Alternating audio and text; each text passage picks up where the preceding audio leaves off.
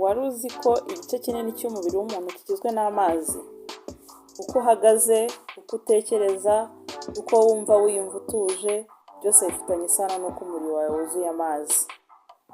Amazi agira uruhare runini mu igogora, mu kugira ingufu k'umubiri wawe, mu gusukura umubiri ndetse no kurinda umunaniro. Iyo utayanyoye bihagije, umubiri wawe urananirwa cyane, uruhu rukanyarara, umutwe ugashyuha, ukaba wakurya ndetse ukaba wagira umunaniro mwinshi. None se watekereza iki ku mazi asanzwe ariko wongeyemo umutobe w'indimu? Muri iki kiganiro turakubwira akamaro k'amazi arimo indimu, igihe ukwiriye kuyanywa ndetse n'ababujijwe kunywa amazi arimo indimu. Ndagusaba gukora subscribe, niba utarayikora ukore like ndetse unasharinge mu bandi iki kiganiro. Amazi y'indimu ntabwo ari amazi asanzwe. Kunywa amazi ni ingenzi, ariko amazi arimo indimu bikaba byiza kurushaho. Indimu izana akantu gasharira mu kanwa, ariko kagashimisha uyanywa ndetse kakamutera kumva yakomeza kuyanywa. Niba kunywa amazi yonyine byarakunaniye, wagerageza kuyanywa arimo n'indimu. Ushobora kuba wayafata nk'icyo kunywa gusa, ariko burya ntabwo ari icyo kunywa gusa uba ufashe, ahubwo uri no gufata umuti. Amazi arimo indimu asukura umubiri. Iyo ufashe amazi ugashyiramo indimu, uba ufashe umuti karemano usukura umubiri. Aya mazi afasha umwijima gusohora imyanda, bikagabanya uburozi buba bwihishe mu gifu ndetse no mu maraso.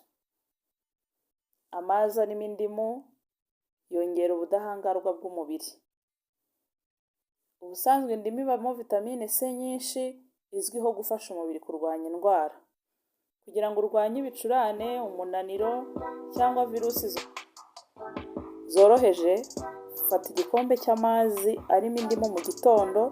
Icyo gihe uba utangiye umunsi usa n'uwikoreye uburinzi bw'umubiri wawe. Ikindi kintu amazi arimo indimu akora ni uko atuma umubiri wawe ugira igogora ryiza ndetse n'ibinure bikagabanyuka.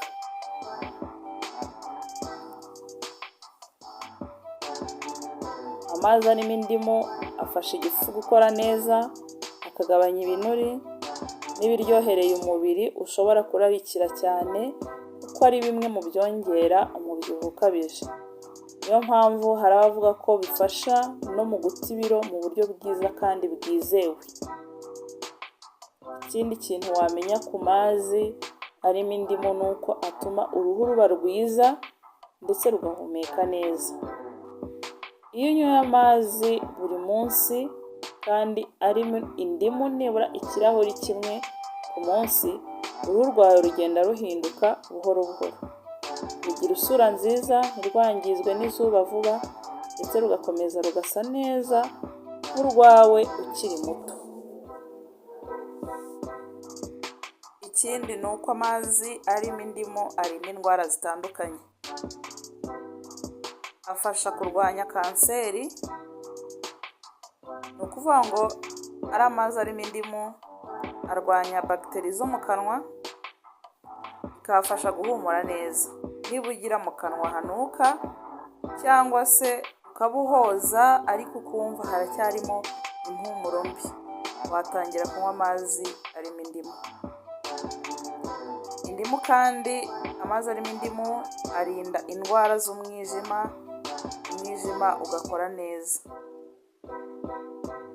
Ibi byose tuvuze ubigeraho utagiye kwa muganga, ahubwo unyuze kuri cya gikombe kimwe cy'amazi unywa buri munsi wibereye iwawe. Ni bande batagomba kunywa aya mazi arimo indimu?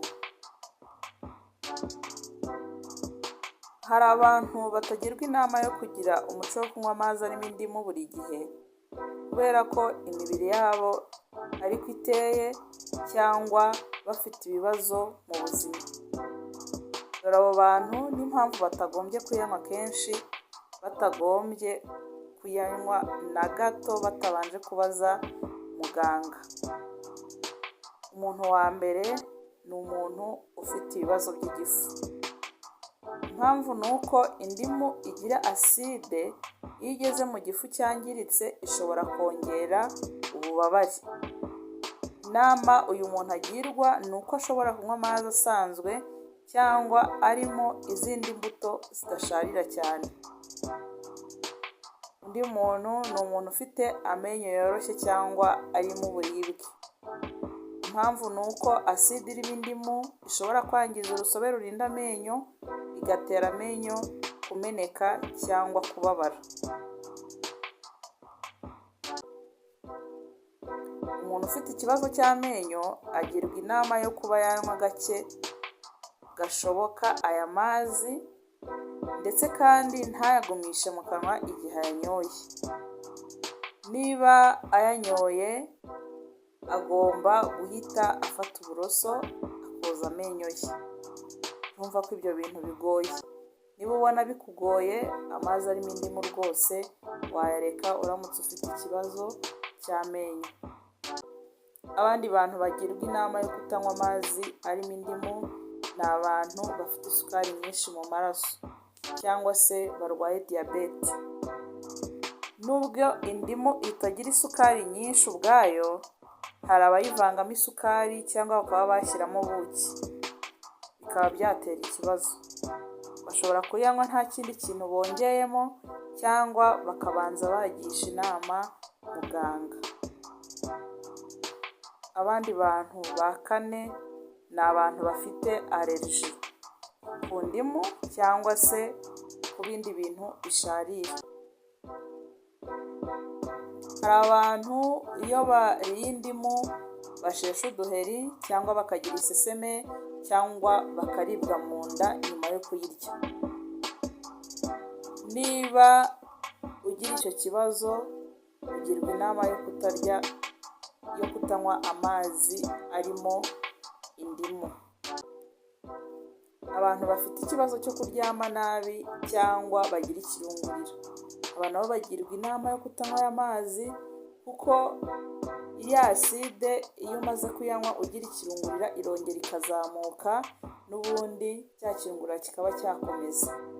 Bisaba rero ko ubanza ukitonda ukamenya niba koko ikirungurira utakigira.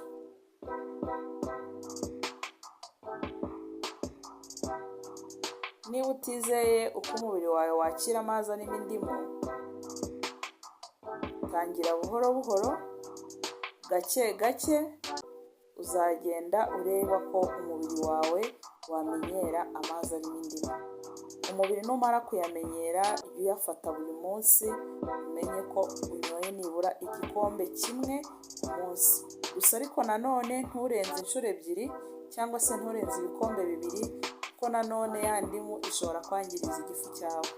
Ariko kuyinywa gake, ukanywa nibura igikombe kimwe ku munsi, bizagufasha kwirinda bya bindi byose twavuze haraguru.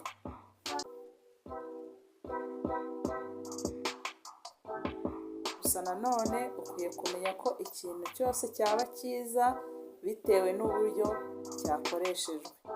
Iyo gikoreshejwe cyane kandi kenshi kiba kibi. Tunywe amazi arimo indimu ariko tuyanywe mu rugero. Nywa ikirahuri kimwe ku munsi kirahagije.